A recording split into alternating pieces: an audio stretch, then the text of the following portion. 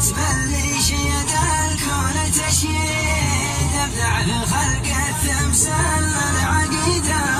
ومن بعد هذا يا خلاف عيدك سعيد يالله لعل ايام عمرك سعيده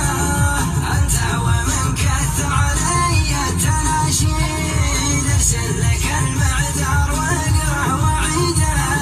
والله من قص في الحقيقه ولا زيد وقع المعاني وابحات وكيده ودي بشوفتكم ولي بامد لكن جرحي متوقف صديده يلي شوى نفسي